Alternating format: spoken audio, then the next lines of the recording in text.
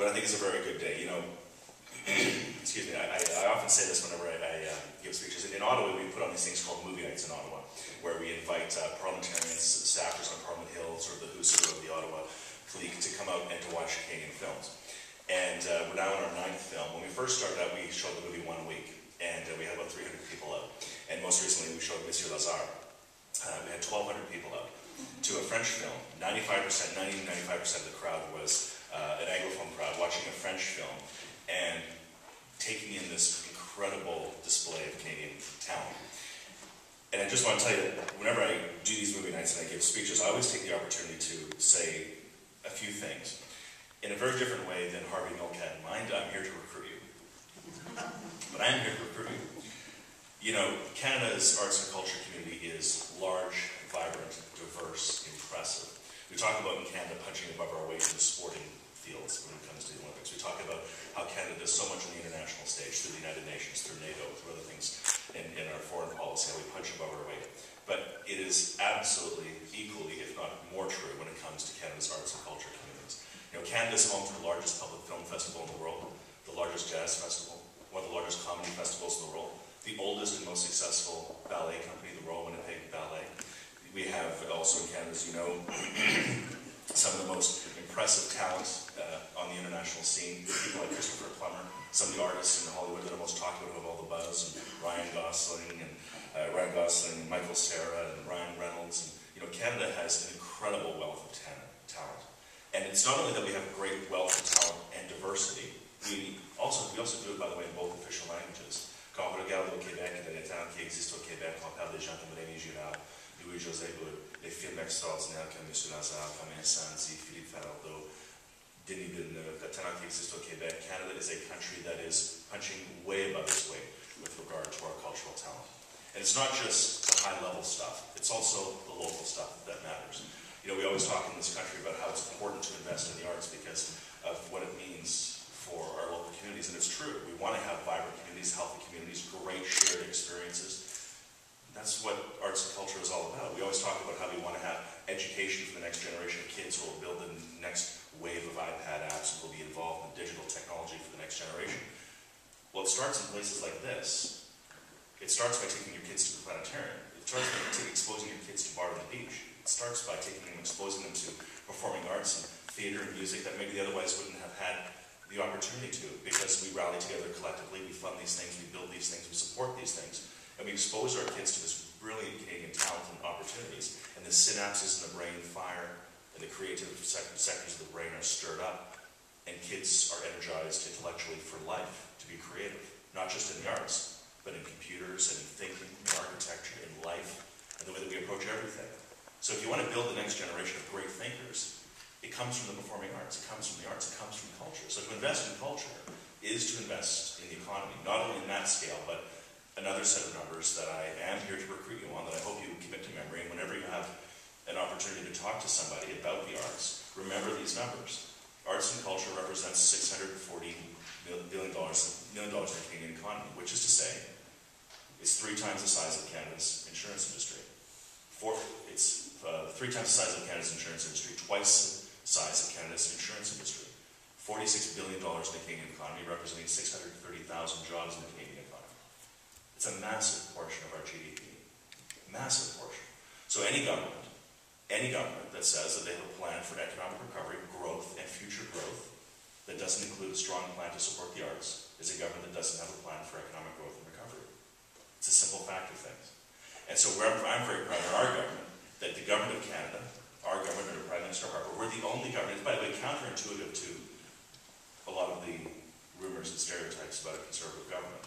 But it's absolutely true, and it's not debated because it's the truth. Our government is the only government that made a decision with the Economic Action Plan in the worst part of the recession, not to cut, not to maintain, but to increase funding for the arts. The only government in the G20 that made that commitment. Because we understand how important arts and culture are for quality of life, for communities, and for the future of Canada's economic growth. We recognize that, and we believe in that. And by the way, when you compare that to other jurisdictions around the world, Canada really does stand alone. You look to the United States, you look what's happening down south with the National Endowment for the Humanities, look to other parts of the world and the funding cuts that are taking place there. have some numbers here, but they're worth sharing. In the United States, the National Endowment for the Arts runs on less money today than it had 20 years ago. Less money today than it had 20 years ago. Last year, the Arts Council of England saw its funding cut by 30%. Italy cut its culture budget by $1.3 billion since the recession. In Canada, we decided to increase the funding for the Canada Council for the Arts by 20%. And there will be good news in the budget coming up. In the United States, local government support for the arts across the board is down 10%. The state of Michigan recently passed an 80% reduction in its budget for culture, one of the largest states in the United States. In the UK, grants to museums have been cut by 15%. Meanwhile, in Canada, we created 2 new national museums, the Museum of Human Rights in Winnipeg and the National Museum of Immigration at Pier 21 in Halifax. In Australia, the budget for the Australia Arts Council is $163 million per year. The budget for the Canada Council for the Arts is $180 million per year. We've increased our funding. And why do we do these things? Is again, because it's good for the economy, it's good for communities, it's good for creativity, and it's good for our quality of life. And I always think that, that any politician, we can always have debates about how we get there, and that's what politics is about. Whether you're in the center, the left, or the right, it doesn't matter. The job of any government, the job of any member of parliament, the job of any representative, is to make decisions that improve the quality of life of your constituents. That's your job. And supporting the arts isn't a left-wing issue or a right-wing issue. It's the right thing to do, and it's good for Canada. And we're going to continue supporting the arts. So with that, I'm very pleased to be here in this hall, the Pyatt Hall, which has, I was here for the opening of it, and it really is a remarkable place. I mean, squeezed in, carved into this footprint, as it was said, a fantastic facility that is now training people and educating people in the arts, and it really is one of the VSO's real star attractions now for the city, because the state-of-the-art facility will serve the city for a very long time, and all those who grace its doors. And British Columbia is filled with creative individuals and organizations who contribute to our culture, to our economy, and to our quality of life. So that's why I'm very pleased to be here today to announce the investment of more than $10.5 million in 182 arts and culture and heritage projects across the province of British Columbia for the coming year. Arts organizations, large and small, will benefit from this funding.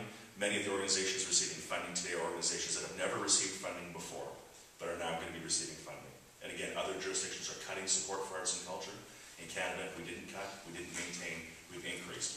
And now in British Columbia, a number of organizations are receiving funding for the very first time. And other organizations are receiving money for multiple years to give them the stability for next year's projects, for next year's program, for next year's seasons, so they can plan ahead, have that stability, do their fundraising, reach out, and continue to be successful. The Vancouver National Jazz Festival and the Music Fest here in Vancouver, for example, are both receiving support for the 2012-13 and 2014 seasons. I'm also proud to announce that the Richmond Gateway Theatre Society will be receiving support for the very first time. The funding announced today will also support the City of Kamloops as it celebrates its 200th year this year. And we are also providing essential upgrades to Dance Victoria's performance studio. And I'm also pleased to announce today that the Victoria Conservatory of Music, the North Vancouver Community Arts Festival, Port Louis Golden Spike Days, Société Francophone de Victoria, and many more will be receiving funding. So I just wanted to say again that support for the arts is not a little aside. When the federal budget comes out at the end of next week, you'll see large coverage by the media, of course, of the level of taxes, the level of spending, and debt numbers, and pie charts and graphs about the macro sense of the economy. And arts and culture will kind of maybe be on the side in terms of the coverage.